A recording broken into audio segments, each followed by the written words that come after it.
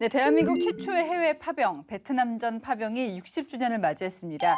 특히 지난 9월 11일은 베트남전 최초 파병이 이뤄진 날이었는데요. 당시 얼마나 많은 한국군이 파병됐습니까?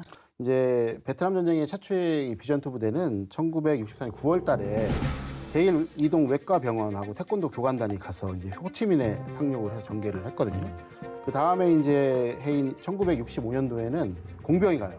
그러니까 전후복구를 하기 위한 공병부대하고 경비병력이 가서 이른바 비둘기 부대가 이제 네. 베트남 파병에서 본격화 활동을 시작을 하거든요.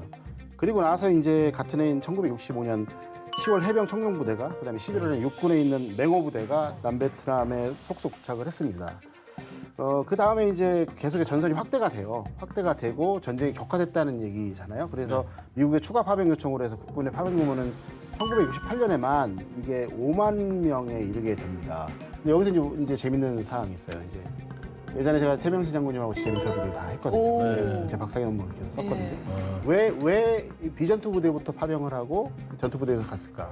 우리나라에게 요청이 왔잖아요. 그러면 그 베트남의 상황을 이제 확인할 수 있는 어떤 정보 판단을 해야 될 거 아니에요. 그 시간을 이제 확보하기 위해서 비전투 부대를 먼저 보내고 거기서 확인을 하고 전투 부대가 들어갈 수 있는 준비를 한 거예요. 그래서 이제 1964년 9월부터 해서 저희가 73년 3월 달에 철수를 하거든요. 그래서 8년 6개월 동안 저희가 임무를 수행했고요.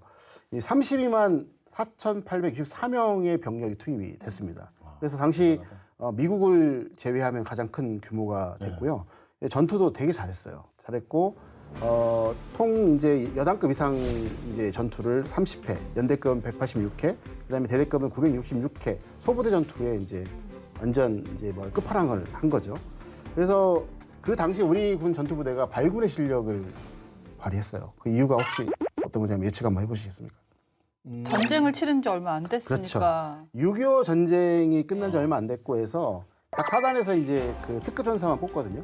부사관은 100%가 군 엘리트들이 간 그렇죠. 100%가 6.25 전쟁을 경험했던 인원이었고요. 때문에. 중대장급 이상 장교는 90%. 그다음에 대대장은요. 육군대학에서 제가 있었던 육군대학에서 다 뽑혔어요. 그 당시에 육군대학은 뭐였냐면 전쟁 경험도 있고 그중에 가장 우수한 엘리트들만 육군대학 교관으로. 지금 치면 두 분 같은 분이 간 거예요. 저희보다 훨씬 훌륭하신 분이 간 거죠. 그리고 또 이제 그 당시에 이제 사령관이었던 주월 한국군 사령관 최명희 장군님께서는 이제 6.25 직전 태백산 일대에서 게릴라전을 경험하셨고요. 6.25 중에는 이제 중령의 계급으로 해서 백골병단을 이끌고 그 적진을 휘졌죠. 이름이 높은. 네, 그렇기 때문에 게릴라전에 대해서는 그 누구도 이제 범접할 수 없고 미군조차도 그분의 어떤 행적을 이제 존경할 정도의 전문가였습니다. 사실 저희가 지금은 웃으면서 얘기하는데 사실 2세대 어르신들이라고 해야 될까요? 그 당시 청년들이었을 텐데 생각하면 참 마음이 짠해지는 게 정말 10년 전후로 해서 엄청난 전쟁을 경험한 세대인 거잖아요. 그렇죠? 그렇죠. 네. 고국에서 또 타지에서 당시에 그만큼 세계 그 정세가 심상치 않았다라고도 볼 수 있는데 냉전이 또 한창이었던 시기고요. 그때 국제 정세를 짚어주신다면요. 1960년대 한반도를 국제정치적으로 뭐라고 하냐면 정전 체제가 이제 막 정립되고 있었다. 이렇게 얘기를 해요. 국제사회가 지켜보는 가운데 여러 가지 행위자들이 한반도 내에 들어와 있었습니다. 군사정전위원회라든지 중립국 감시위원회 이런 이들이 들어와서 막고자 하는 것은 결국 뭐냐면 적대 행위가 일어나지 않도록 감시하는 것, 그리고 무장 행위가 반복되지 않도록 예방하는 것. 이것을 감시하고 예방할 정도면 언제 다시 전쟁이 일어나도 이상하지 않은 흉흉한 분위기였다는 것이겠죠. 그러나 전쟁사학자 마이클 하워드가 그렇게 얘기를 했어요. 전쟁이라는 것은 어느 한편이 먼저 공격을 시작하면 반대편도 반격을 하지 않을 수 없는 것이다. 이때 정전 체제가 정립되고 있었다라고 표현은 하지만 한반도는 그 아무것도 아닌 휴전선을 사이에 두고 날 것 그대로의 적나라한 대치 상태가 계속되고 있었다. 이렇게 표현들을 하죠. 아주 위험한 강대강의 대치를 남과 북이 하고 있었다. 특히 우리가 남북이 대치했던 판문점이 그 당시에 전쟁터 그 자체였다고 묘사하는 회고가 많아요. 네. 1960년대 군사정전위원회, 여기를 동서냉전의 축소판이라고 했고 혀설자를 써서 냉전의 설전장이었다 이렇게 얘기를 하잖아요. 또 1964년만 보자면 한반도 상황이 어땠습니까? 언제 전쟁이 일어나도 이상하지 않은 적개심이 한참 들끓었고 비무장지대라고 만들어놨지만 서로 자동화기, 중화기 이런 것을 비무장지대 내에 도입을 해가지고 중무장지대가 되어가고 있었잖아요. 이런 상황에서 우리가 베트남전에 파병을 했다는 겁니다. 이 한반도 상황도 녹록치 않은데 그 와중에 최선을 다해서 파병을 했다는 거예요. 미국이 1964년 5월 9일에 우리 한국 등 우방국에 베트남전 참전 요청을 했기 때문에 간 겁니다. 이것은 조금 과장을 하자면 1950년 6월 25일에 북한군이 남침을 했을 때 미군이 굉장히 빠른 속도로 선뜻 지상군을 보냈던 것과 유사한 정도의 국가적인 결심이 있었기 때문에 가능했다는 것을 우리가 알아야 됩니다. 정도와 규모의 차이는 있지만 근본적으로 우방국을 돕고자 하는 그 중심의 마음만은 서로 다르지 않았던 거예요. 물론 이것을 미국이 몰랐느냐? 미국도 알았죠. 미국도 이런 상황에서 우리가 도와줬다는 것을 알았기 때문에 베트남전을 계기로 해서 우리나라에게 경제 군사 지원을 아끼지 않았던 겁니다. 아, 그렇군요. 우리 국군이 그래서 결국 해외 파병을 하게 된 건데요. 그 당시 어떤 과정을 거쳐서 결정이 됐습니까? 네. 우리가 국군의 해외 파병하면 어디를 나갔고 몇 명이 무슨 장비를 들고 나갔고 이런 식으로 백화점식 지식을 나열했어요. 그 그러다 결과를 보니까. 총합한 거에 그렇죠. 불과하죠. 예. 그러니까 맨날 그것만 보니까 이 보는 분들도 지식욕이 충전이 안 되는 거예요. 이것을 좀 우리가 충족을 시켜드리겠다. 첫 번째는 실무 단계가 있습니다. 실무 단계는 공식 요청 서한을 먼저 UN 등으로부터 접수해요. 어디에서 군대를 보내달라. 우리가 먼저 뭐 보내주겠다 이렇게 나서는 것은 아닙니다. 그러면 이것을 처음에 서한을 받는 것은 외교통상부겠죠. 그래서 의견을 수렴합니다. 누구의 의견을 우선적으로 수렴하느냐? 국방부죠. 그래서 실무 토의가 여기서부터 시작이 됩니다. 두 번째 단계는 현지 조사예요. 그냥 나가는 게 아닙니다. 현장에 가봐요. 민관군 합동팀과 학계 전문가가 팀으로 모여서 파병 갈 곳에 직접 갑니다.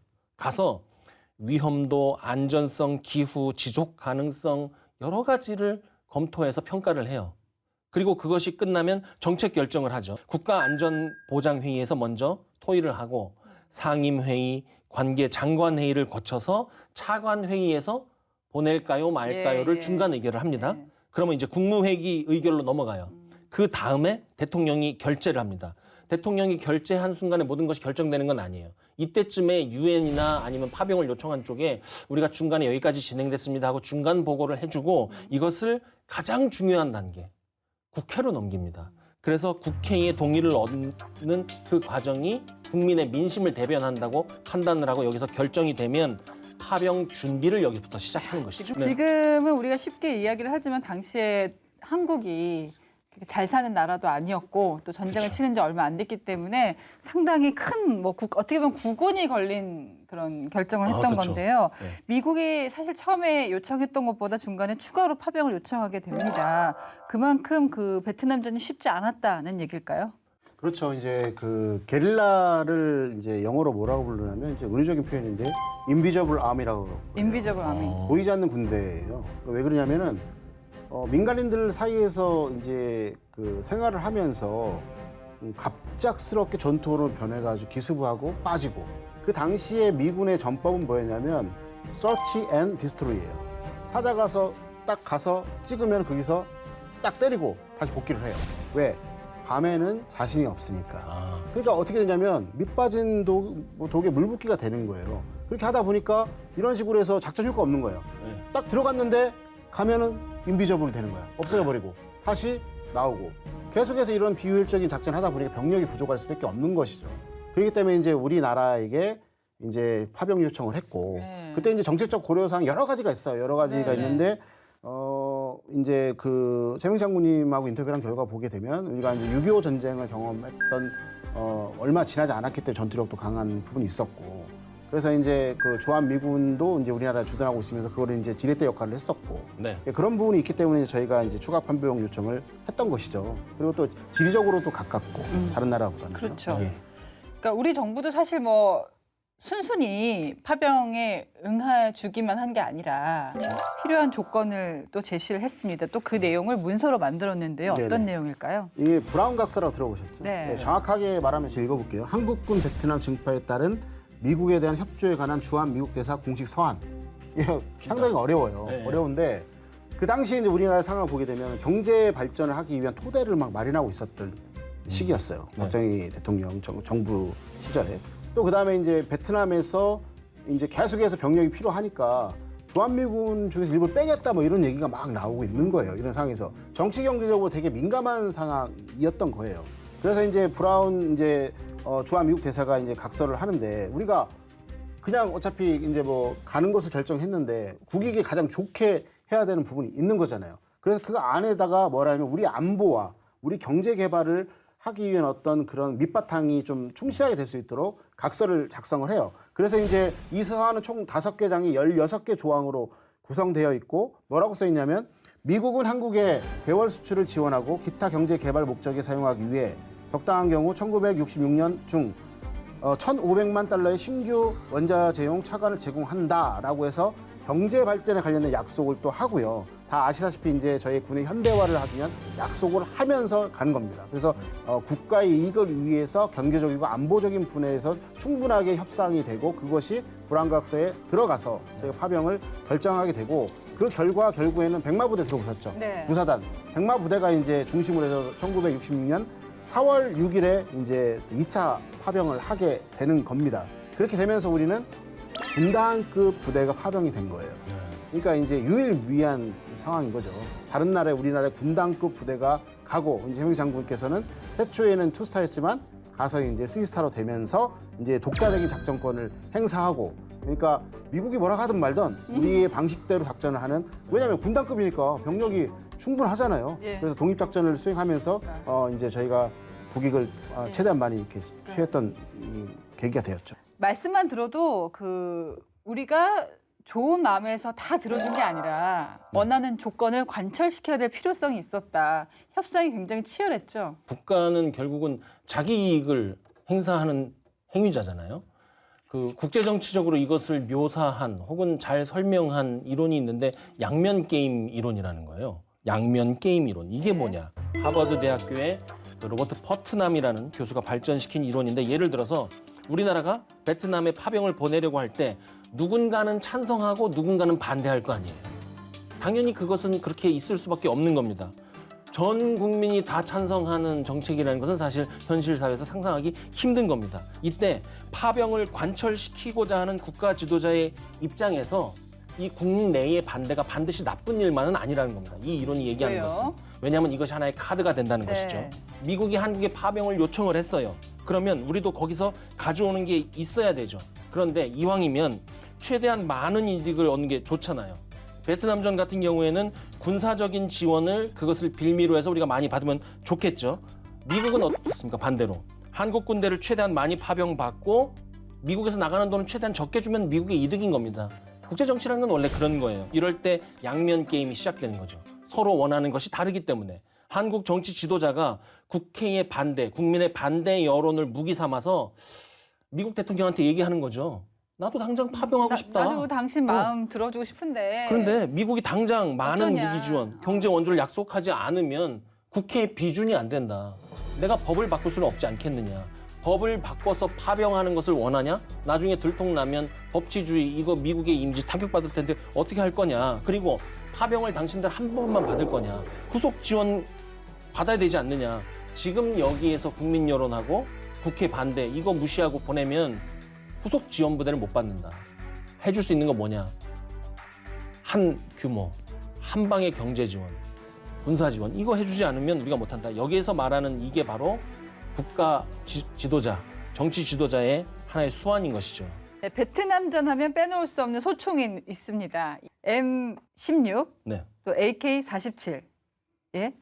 그러니까 공산권에서는 AK-47, 서방권은 M16이 자동 소총의 양대 산맥이라고 하고 지금도 뭐 밀리터리 덕후들 사이에서 굉장히 이렇게 네. 이것만 떴다 하면 공방이 거세요. 우리 군이 M16 소총을 처음 접했던 게 베트남전이었다고요. 네, 예. 구체적으로 말씀 안 드려도 이제 신상이 들어온 거예요. 신상. 신상. 예, 무기체계 신상이 들어온 거예요. 그 신상이 당연히 이전 거보다는 성능이 좋겠어요, 나쁘겠어요? 좋죠. 아, 좀 좋죠. 엄청나게 좋죠. 그래서 M16 소총 같은 경우는 5.56mm예요. 그리고 그때 탄이 이제 M193 탄을 사용했고 가스 피스톤 작동 방식이고 반자동과 완전 자동의 성능 겸했어요. 그러니까 네. 그리고 또 이제 무게가 3kg, 그다음에 20발 또는 30발이들이 탄알집을 사용하고 그다음에 분당 750에서 900발의 발사를 할 수 있기 때문에 이 상당히 이제 게릴라전에서 효과적이었던 부분도 있었던 거죠. 그다음에 12인치 이제 유례전 북쪽 우선의 강선에서 1000m/s의 이제 통구 속도를 내면서 이제 나가요. 그러니까 어떻게 하냐면 이 정도 속도면 엄청 간통력이 좋아졌다는 겁니다. 그리고 또 유효 사거리 460m가 되는 거죠. 그렇기 때문에 이런 부분들이 이제 기존에 갖고 있던 M1하고는 특이하게 모든 성능 측면을 달랐기 때문에 마차에서 자동차를 탄 느낌이 들었을 것이다. 이렇게 말씀드린 겁니다. 그러니까 어떻게 보면요, 우리가 6.25 전쟁만 딱 치르고 넘어가 버렸다면은 미국한테 시해를 받는 국가로 머물렀을 텐데 이제 짧은 기간 안에 베트남전까지 파병을 하게 되면서 한미 관계가 좀 전략적인 동맹 관계로 발전한 게 아닌가 싶기도 합니다. 이후에 UN 평화 유지 활동을 위한 또 첫 파병 활동도 시작을 하게 되는데 파란 베레모 상록수 부대. 그렇죠. 예. 어떤 역할을 했습니까? 해외 파병의 여러 가지 형태가 있는데 우리가 잘 알고 있는 UN 평화 유지군 있고 다국적군의 일부로 갈 수도 있고요. 국방 교류 협력 이것은 비전투 활동에 나가는 겁니다. 이것에 우리는 모두 다 참여를 해오고 있고 국방부에 따르면 역대 정부가 베트남전을 시작으로 지금까지 전 세계 14개 지역에 파병 부대를 보냈고 병력이 총 36만 4,461명이다. 20년 1월 기준으로 이런데 지원을 받던 나라에서 지원하는 나라로 파병해서 나라가 겨우겨우 구해진 나라에서 다른 나라를 구하러 가는 그런 나라로 바뀐 것이죠. 유엔의 동티모르에 우리가 PKO 평화 유지 활동을 나간 적이 있습니다. 이게 1999년 10월에 동티모르의 특전사 1개 대대 의료미 공병요원 419명을 혼합 편성해서 보낸 상록수 부대입니다. 예. 상록수 부대는 1993년 7월 소말리아에 잠시 파병된 적이 있었던 우리나라의 최초의 UN PKO 부대였다 이렇게 평가를 받는데 이 명칭이 10월에 파견된 동티모르 상록수 부대에 그대로 계승이 된 거예요. 이 상록수 부대 하면 동티모르에 파견돼서 4년간 활동한 부대를 지칭하게 되었고요. 동티모르는 1999년 8월 주민 투표에 의해서 인도네시아로부터 독립을 했죠. 이 독립을 반대하는 친인도네시아계 민병대의 활동, 이 활동으로 인해서 주민 학살이 자행되는 등 그 인권이 무시되는 굉장히 위중한 사태가 발생했단 말이죠. 네. 그래서 다국적군을 파견하기로 결의를 했고 한국에서도 1999년 9월에 국군 부대의 동티모르 다국적군 파병 동의안이 국회에서 통과되면서 상록수 부대가 갔는데 다양한 임무를 맡았어요. 국경선 통제, 치안 확보, 순회 진료, 구호품 전달, 그러니까 의료, 공병 이런 부대들이 갔으니까 이러한 임무를 굉장히 잘 수행을 해서 이후에 PKO 부대의 모범 부대다. 예. 그리고 다른 나라에서 PKO 활동을 어떻게 하려는지 알려면 예. 주민의 마음을 얻는 민사작전, 민군작전이 뭔지 보려면 상록수 부대의 부대 일지를 봐라. 이런 말이 있었을 정도로 우수한 부대 활동을 했습니다. 혹시 이게 방송에서 얘기가 되는지 모르겠는데 두 분은 파병 경험이 저는 있으시죠? 있죠. 어디 갔다 오셨죠? 네, 레바논 등 갔다 왔습니다. 예. 혹시 저는 레바논에 간 부대가 동명부대잖아요. 네. 동명부대가 부대가의 가사를 제가 썼습니다. 네네. 아니 간 건 아니고 가지는 않았고 제 갔다는 가사만 마음으로. 지금 갔다 왔다. 동명부대로 가신 거예요? 아니요, 저는 레바논 안에 보면 유니필이라고 있는데 유니필 안에 보면 서부여단의 작전처에서 예, 근무했습니다. 저는 궁금한 게 군인으로 이제 들어가서 입대를 해서 파병한다는 거 의미가 뭐예요? 그게 뭐 이렇게 자기가 자원을 해서 가는 겁니까? 아니면은 엘리트로 뽑혀서 가는 겁니까? 또 어떤 마음가짐으로 갑니까? 자원을 자원을 하게 되면 선발 열차가 있고요. 예. 이제 가는데 이제 군인으로서 뭐 이런 말이 좀 이렇게 뭐 적절할지 못하겠지만 이제 전투 경험을 못했잖아요. 그래서 국내에 있으면 간접적인 어떤 경험을 이렇게 할 수 있는 여건이 되고 그걸 통해 갖고 여러 데이터라든가 이제 인적 네트워크를 통해서 이제 우리 국가의 어떤 군에 발전할 수 있는 그 이바지가 될 수 있는 부분이 있는 것이죠. 예. 아무래도 파병 얘기를 하면 남 얘기 같지 않으실 것 같아요. 그러니까 냉전 종식 이후에는 이제 전쟁보다 더 큰 문제가 테러였어, 테러. 특히 우리는 9.11 테러, 그 충격을 아직도 잊지 못하잖아요. 네. 저희가 그때 다 영화인 줄 알았다. 그 9.11 테러 난 날. 미국이 주도하는 대테러 국제연대가 만들어지고 우리도 다국적군의 일원으로 아프가니스탄에 파병을 가게 됩니다. 어떤 네네. 역할을 했습니까? 테러의 전쟁에서 이제 저희가 국제사회 일원으로서 일조를 하게 됐는데 저희가 이제 아프가니스탄에 이제 2001년도에 테러 직후에 이제 저희가 동위 부대와 다산 부대를 이제 파견합니다. 동위 다산. 연상되시죠? 네. 그래서 이제 동의부대는 2001년 12월 18일부터 2007년 12월 23일까지 아프가니스탄에서 이제 그 활동한 의무부대예요. 의무부대인데 여기 동의는 다 아시다시피 호준의 동의보감이 따온 거고요. 고유 명칭은 제924 의료 지원 대가 되겠습니다. 그리고 다산부대는 이제 보시면 알겠지만 공병부대예요. 2003년 2월 6일부터 2007년 12월까지 파병된 부대고요. 고유 명칭은 제100 건설 공병대이고 상징 명칭, 그러니까 다산부대의 다산은 조선 후기 실학자로서 이제 기중기 발명과 이제 수원 화성을 축조한 정약용의 호에서 따온 것이 되겠습니다. 공병이니까. 네네. 건설해준다. 예. 안타깝지만 파병이라는 게 사실 목숨을 걸고 가는 거 아니겠습니까? 내가 이 파병을 갔다가 어떤 피치 못할 네. 일이 생기면은 목숨을 잃을 수도 있다는 각오로 떠나게 되는데 실제로 다산 부대가 파병된 다음에 첫 번째 인명 피해 사고가 발생을 했어요. 먼저 그 국가의 임무를 받아서 네. 과업을 수행하다가 산화에 가신 윤장호 하사의 명복과 그 숭고한 희생에 감사의 말씀을 드립니다. 2007년 2월 27일 오전 10시 20분에 아프가니스탄 카불 북동쪽으로 65km 떨어진 바그람 공군 기지가 있어요. 미군 기지인데 기지에서 2건의 자살 폭탄 테러가 일어나죠. 이 기지에 누가 있었냐면 우리 한국군의 공병부대, 다산부대, 의무부대, 동의부대가 주둔 중이었고 이때 윤장호 당시 병장은 정보작전과 소속으로 통역 임무를 맡아서 현지인 기술 교육 안내를 위해서 인솔하려고 정문 쪽으로 가고 있었어요. 이때 자살 폭탄 테러가 일어나서 23명이 사망하고 20명이 부상당했는데 윤장호 병장도 나중에 여기서 자살 폭탄 테러로 인해서 전사하게 됩니다. 윤장호 하사는 합동참모본부에서 1계급 특진을 추서하였고 인원 무공 훈장을 함께 추서했습니다. 또 미국 정부가 그 희생을 높이 평가하여서 연합작전 시 외국군에게 수여하는 최고 훈장 미 동성 훈장을 추서를 했죠. 네. 그리고 지금 현재도 매년 10월 1일 추모 행사를 열고 있고요. 고인이 되신 윤장호 하사는 지금 현재 대전 현충원에 안장되어 있으십니다. 이러한 희생 이런 것을 우리가 항상 되살리고 우리가 평화를 그냥 거저 얻는 것이 아니라는 것을 항상 상기했으면 좋겠습니다. 그렇습니다. 당시 그 2007년이라서 지금은 기억이 가물가물해지신 분들도 있을 텐데 사실 굉장히 큰 사건이었고 윤장호 하사가 순직을 하면서 파병에 대해서 좀 비판적인 그런 목소리도 많이 커졌었어요. 왜 우리 군인들이 타지에 가서 목숨을 잃어야 되는가? 저는 군인 입장에서 좀 물어보고 싶은 게 이런 논란이 항상 뭐 있어 왔잖아요. 네네.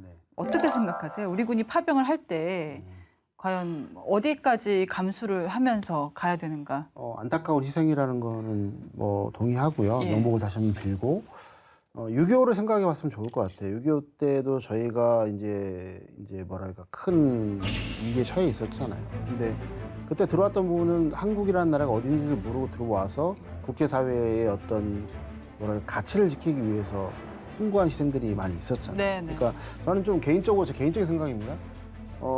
유사시에 누군가 나를 도와주기 위해서는 내가 그 사람을 도와줘야 돼요. 상해 호의 원칙이 있지 않으면은 저희가 도움을 받을 수가 없어요. 그래서 지금 보게 되면은 한미연합사가 있지만은 이제 유엔사의 어떤 전력 제공국이라고 하잖아요. 10몇 개국이 있는데 그 나라가 이제 저희가 전시가 되면 들어온단 말이에요. 네. 그러면서 저희를 위해 싸워주는데 그럼 반대로 말하게 되면 우리가 만약에 전시가 되면 그들이 들어온 걸 애타게 원하고 그 사람한테 요청할 거 아닙니까? 근데 그 사람들이 똑같이 생각을 할 거 아니에요. 한국은 우리나라한테 뭐를 해줬지? 어떤 관계가 있지? 라고 했을 때 부정적으로 못 들어오게 된다면 우리에게 소문내지 않습니까? 그렇기 때문에 평시에 전시가 아니더라도 같이 훈련하고 그다음에 재해산이 일어났을 때 복구에 참여해주고 그다음에 이제 예를 들어서 경제 개발하게 되면은 군사적 목적은 아니지만은 경제적인 측면에서 도와주고 하면서 이렇게 상호 호혜의 어떤 관계를 유지해 나가야 된다고 보는 거예요. 그래서 물론 우리나라 같은 경우는 이런 사건이 있었기 때문에 우리가 희생해 나가면서 해야 되겠느냐라는 어떤 그런 생각도 하시는 분도 있고요. 6.25를 생각해서 우리는 해야 된다라고 하는 분이 있는데 이런 부분들은 뭐 답은 없습니다. 답은 없지만은 결국에는 이제 안보는 죽고 사는 문제이기 때문에 그런 측면에서는 우리가 적극적으로 상해 호의 원칙에 따라서 활동하는 게 맞다. 저는 개인적으로 생각을 하고 있어요. 국군의 두 번째 다국적군을 통한 평화 유지 활동은 2003년 이라크 파병이었습니다. 네네. 당시에는 어떤 부대들이 파견됐습니까? 패턴이 있어요. 예. 이제 아프가니스탄에서 이제 공명부대와 의료부대 간 것처럼 똑같이 갑니다. 똑같이 갔는데 좀 노하우가 쌓인 건가요? 네, 그렇죠. 그러면? 네, 갔죠. 그러면 이라크에서 이제 그 서위부대하고 제마부대가 파견이 돼요. 그래서 서위부대 같은 경우는 2003년 4월 30일부터 2008년 12월 20일까지 이제 파병된 공병부대예요. 뭐 아시겠지만 서위 장군 아시죠? 네. 뭐 장군이라 하기 그렇지만은 서위는 고려 시대 이제 거란과의 국경 분쟁에서 탁월한 외교 능력을 발휘해서 그 되게 유명하신 분이죠. 네, 이름 따고요. 맞아요. 네, 고유명칭은 이제 천백 건설 공병 지원단이 되고요. 제마부대 같은 경우는 이제 유추하시겠죠. 의무부대입니다. 그래서 네. 2003년 4월 30일부터 2008년 12월 20일까지 파병된 의무부대인데요. 고유명칭은 이제 320 의료 지원단이고요. 그다음에 이제 상징 명칭 이재마 선생의 이름을 따서 이제 한의학자죠. 네. 그걸 따서 이제 한 거죠. 서희 부대와 제마 부대는 이제 추가 파병으로 창설한 자이툰 부대와 합류를 하게 됩니다. 그런데 이때 주둔지로 이동하는 과정이 매우 험난했다고 하는데요. 네. 그 당시 작전 좀 네. 얘기해 주실까요? 이 작전은 신세계로 나간다는 의미에서 뭐 이름을 붙여서 했는데 신천지 이 작전명이 작전. 신천지 네. 이게 지금 그 네. 신천지 종교는 아무 네네 그렇습니다. 이게 관계가 어쨌든 없어요. 있었던 네. 명칭이니까요. 네.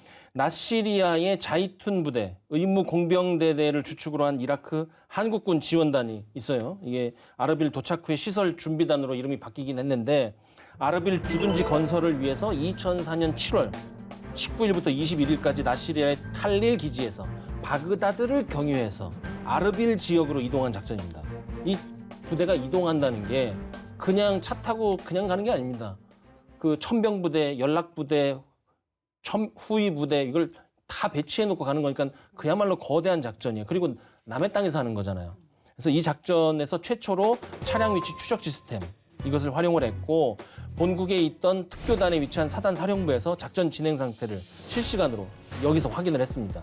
그리고 효율적인 지휘 통제가 이루어졌는데 이것을 나중에 뭐라고 평가하냐면 21세기에 제3국에서 한미연합, 우리 한국 국군이 연합 RSOI를 전개한 것은 처음이었다. 이런 평가를 받고 있습니다. 한국에서 출발하는 자이툰 부대의 이동 작전이 매우 대단했었는데 다국적군 기지가 그 당시 쿠웨이트에 이제 있었고 거기서 출발했을 때 와, 저 이거 네. 오탄 줄 알았어요. 그렇죠. 1115km. 네. 이라크 육로를 횡단합니다. 네. 말이 1000km지 뭐 이라크 육로라는 게 뭐 사막이고 뭐 그렇잖아요. 그렇죠. 야, 이게 엄청난 과정이었을 것 같은데요. 자이툰 부대가 처음에 한국을 떠나서 이라크에 도착할 때까지 50일이 걸렸는데 2003년 8월 3일에 일진 일부가 출국을 했고요. 쿠웨이트 다국적군 기지에 집결 대기한 뒤에 같은 해 9월 22일에 이라크 아르빌 주둔지에 도착을 했어요. 이 부대가 이제 전개를 해야 되는데 두 단계로 나눠서 전개를 합니다. 국내를 출발해서 쿠웨이트 다국적 기지까지가 총 합해서 첫 번째. 다시 그곳을 떠나서 이라크 아르빌 주둔지로 이동하는 것이 두 번째. 특히 이 두 번째가 핵심이죠. 여기에서 쿠웨이트 이라크 구간이 1115km에 달했다. 3박 4일 동안 교대로 계속 간 거예요. 병력 그리고 2,500명.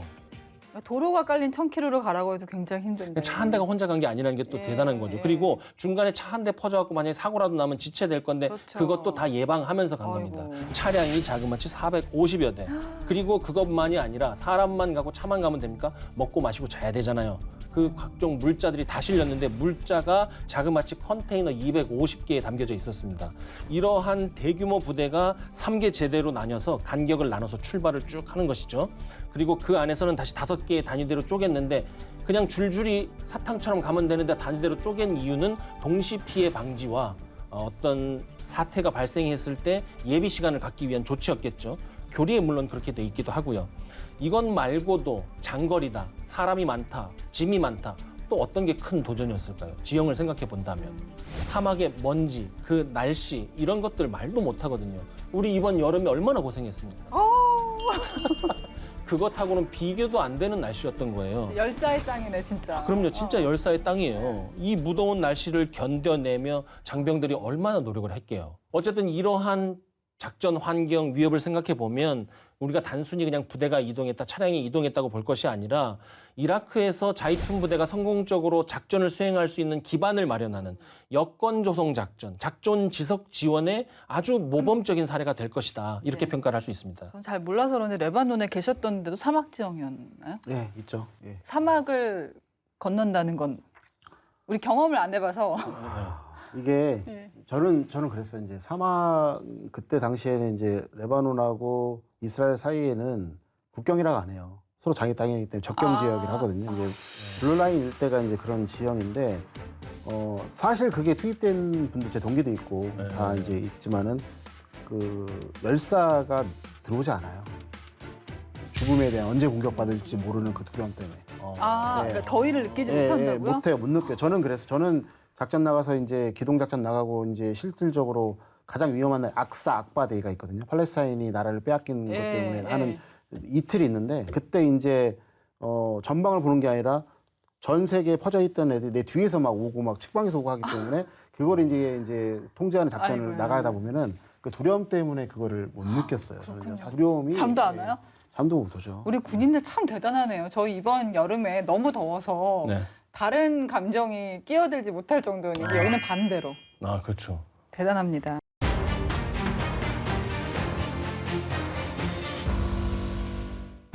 전 세계의 해상 교통이 위협을 받고 있던 아덴만.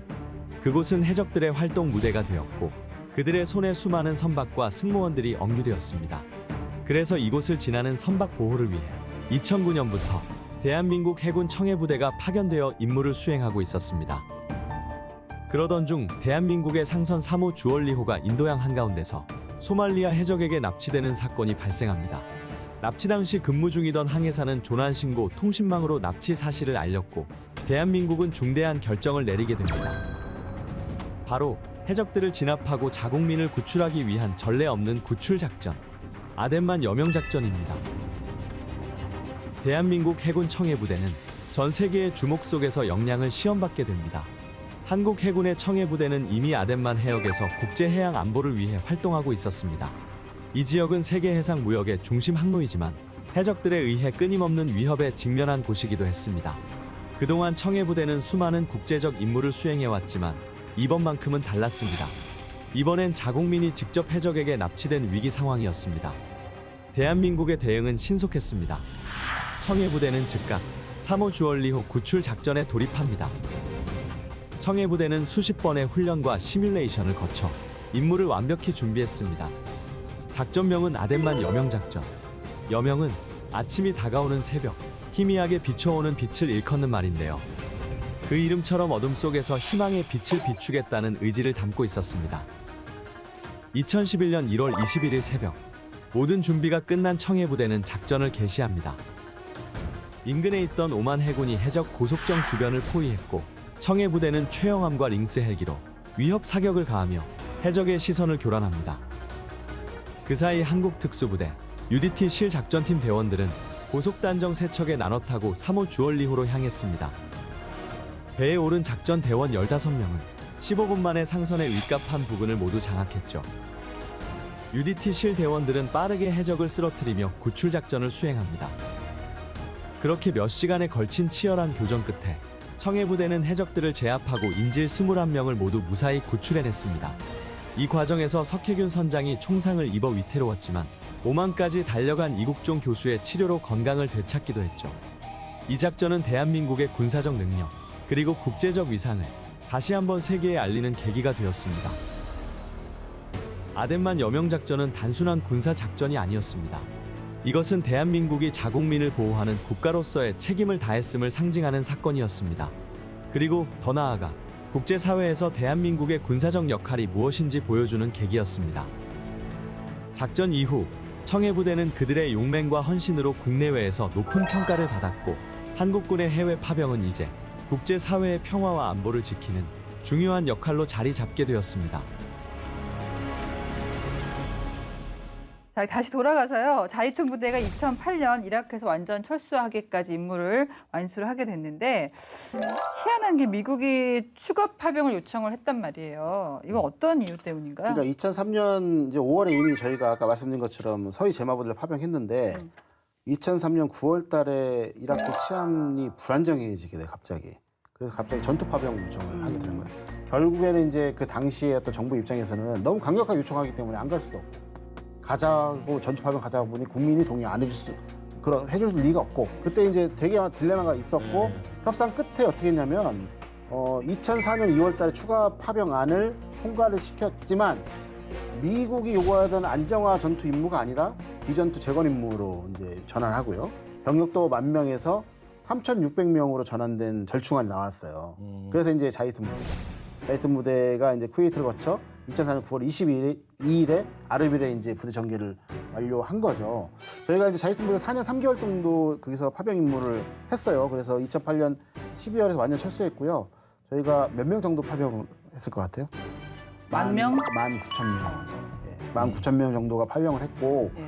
실질적으로 이 파병을 통해서 얻을 수 있는 것들은 뭐가 있냐면 실질적으로 이제 전쟁을 직접적으로 경험할 수 없지만은 전쟁에 준하는 어떤 그런 어떤 마음 자세와 네. 정신 태세 이런 것들 그다음에 어떤 상황에서 전쟁 직전까지 갈 수 있는 것까지 저희 경험하고 오기 때문에 이게 갔다 오게 되면은 우리나라의 전투 준비 태세 차원에서 되게 도움이 돼요. 예를 들어서 예전에 베트남 전쟁을 가서 복귀를 하게 되면 그 용사들 전사들이 DMZ에 들어가니까 그 당시에는 어떻게 됐죠? DMZ의 지상 침투가 북한이 하나도 없었어요. 다 잡았어요. 그런 것처럼 이제 그런 전투력이 올라가는 효과가 있었던 것이죠. 예. 현재 우리 군이 파병된 지역은 레바논, 남수단, 아랍에미리트, 아덴만 이렇게 총 4곳입니다. 레바논 잘 아시잖아요. 이곳은 친이란 무장 정파 헤즈볼라에 대한 이스라엘군의 공습이 한창인 곳이고 현재 동명부대가 주둔을 하고 있습니다. 어떤 임무를 맡고 있습니까? 이 책이 있어요. 그 국방부 군사편찬연구소에서 나온 한국군의 해외 파병 활동이라는 책인데 1991년부터 2016년까지의 파병을 망라해 놓은 책이고 국방부를 통해서 군사편찬연구소 홈페이지에 들어오면 인터넷에 공개가 되어 있습니다. 관련된 내용들이 잘 작성이 돼 있는데 이 책의 특징은 파병 갔다 오는 장병들을 직접 인터뷰한 결과가 들어가 있다는 거예요. 여기에 보면 지금 이렇게 얘기를 하고 있어요. 유엔은 이스라엘과 레바논의 무력 충돌을 막기 위해서 그 둘 사이에 블루라인이라는 접경지대를 설치를 하고 유니필이라고 부르는 평화유지군을 지금 배치시켜놨어요. 이들을 배치시킨 이유는 첫 번째는 분쟁 예방, 두 번째는 충돌이 발생했을 때 조기 진화. 그러니까 거기에 정말 평화유지를 위해서 군대가 들어가 있는 거예요. 굉장히 상징적이면서도 이 안에 딜레마가 있는 것이죠. 무력을 사용하는 군대가 평화를 유지하기 위해서 들어가 있다니 이러한 어떤 상징성이 있는 것이고요. 동명부대가 이 유니필 예하의 서부 여단 소속입니다. 접경지대에 바로 근접해서 관리하는 임무를 하고 있지는 않고 블루라인으로부터 북쪽에 20-30km 떨어진 곳에 주요 교차로, 강 이런 곳이 있어요. 그 지역에서 교통, 그러니까 고속도로를 통제하면서 그 일대를 감시하고 있는 것이죠. 다양한 정찰 및 감시 임무 또 순찰 업무를 지금 수행하고 있고 그 임무의 수행도에 대해서 국제사회가 굉장히 만족하고 있는 편입니다. 아덴만 해역 같은 경우는 청해 부대가 있는데요. 여기가 참 민간인들도 많이 피해를 보게 있는 게 소말리아 해적들이 활동을 해요. 네네. 어떻습니까, 이곳은? 이게 지금 그 작년 10월 7일 날 이스라엘하고 그다음에 가자 지구에서 있는 이제 하마스하고의 분쟁이 시작됐잖아요. 그럼 그걸 지원하기 위해서 이제 홍해 입구에서 후티 반군들이 준동을 하고 있다는 거예요. 그러니까 모든 그 집중이 후티 반군에 가 있으니까 그 반대편에 있었던 그 소말리아 해적들이 다시 준동하기 시작한 거예요. 지난 이제 8월 13일 날 이제 AFP 통신에 따르게 되면은 지난해 12월 중순부터 소말리아 해안에서 총 6건의 해적 사건이 발생했다라고 밝혔고요. 그다음에 이제 그 프랑스 해양 보안 기관에서도 지난해 총 9건의 소말리아 그 해적 사건이 발생했다고 하는 겁니다. 그래서 이게 그 국제 정세를 교묘하게 이용해 가지고 이제 아직까지 내전 중인 소말리아에서 이 활동이 계속해서 늘어나고 있다는 거죠. 자, 대한민국 최초의 파병 이후 60년이 흘렀습니다. 지금도 우리 장병들은 해외 각지에서 목숨을 걸고 임무를 수행하면서 군의 위상, 또 국가의 위상을 높이고 있는데요. 세계 평화, 거창한 얘기 같지만 네. 정말 필요한 부분인데 세계 평화를 위해서 해외 파병 어떤 방향으로 나아가야 될까요? 우리는 사랑하는 사람을 위해서 내가 가진 것 중에 가장 소중한 물질을 주고 싶어 합니다. 국가 행위자가 가진 것 중에 가장 중요한 물질적인 토대가 있다면 그것은 군대일 것입니다. 우리가 어떠한 나라에, 타국에 군대를 보낸다는 것은 우리가 그만큼 평화와 자유를 사랑한다는 뜻이겠죠. 또한 우리는 우리의 후손에게 물질보다는 정체성이나 가치관을 전파해주고 싶어 합니다. 우리가 군대를 보내는 이유는 그 물질적인 것, 전투, 싸움 이런 것만 볼 것이 아니라 우리가 그들에게 줄 수 있는 평화 사랑의 어떤 우리 의지라든지 네. 민주주의로서의 우리 국가의 정체성 이런 것이라는 것을 떠올렸을 때 평화 유지 활동은 국제사회의 일원으로서 당연히 해야 되는 그런 우리의 활동일 뿐만이 아니라 우리가 후손에게 줄 수 있는 굉장히 중요한 민족적인 자긍심의 일부라는 것을 우리가 알고 국민 모두가 여기에 대한 이해를 좀 높였으면 좋겠습니다. 네. 파병 경험자시니까 오늘 주제가 남 얘기 같지 않으셨을 것 같은데요. 저는 파병을 통해서 뭘 느꼈냐면은 첫 번째 제가 군인이라는 정체성을 깨달을 수 있었고요. 그다음에 군이 존재하는 이유를 좀 느낄 수 있었어요. 그래서 파병 자체가 우리 장병들에게 주는 어떤 정신적이나 대비 태세, 유형 전력의 측면에서는 되게 중요한 것이고요. 근데 이거를 좀 저희가 전략적으로 활용을 해야 되겠죠. 그렇다고 해서 저희가 전투 파병을 할 수 있는 건 아니죠. 그렇지만은 실질적으로 그 전쟁이 우리한테 언제 올 수 있잖아요. 그러니까 그런 걸 대비하기 위해서는 그런 전쟁 지역에도 파병의 범위를 좀 확대를 해가지고 잘 아시다시피 연락단이라든가 아니면 이제 전후 무속팀을 이렇게 파병을 해서 거기서 하는 것들을 이제 저희가 실시간 우리 교리에 맞게 우리의 물자에 맞고 무기체에 맞게 변하는 어떤 지혜가 좀 필요할 것 같고요. 그 다음에 이제 이 해외 파병지는 기본적으로 다국적분이 모여 있습니다. 그렇기 때문에 K 방산을 홍보할 수 있는 되게 좋은 공간이에요. 유니필 같은 또 파병지에는요. 공격 헬기는 들어갈 수가 없어요. 그다음에 전차가 들어가더라도 궤도가 들어갈 수가 없어요. 다 차륜형으로 들어가요. 그런 어떤 규정이 다 있어요. 네. 그래서 이런 부분들까지도 저희가 고려를 해가지고 K방산을 확산할 수 있는 거점을 활용하고 그다음에 시범 운영하고 그다음에 선진군과 교류를 하면서 데이터를 확보하게 되면 저희에게 도움이 되겠죠.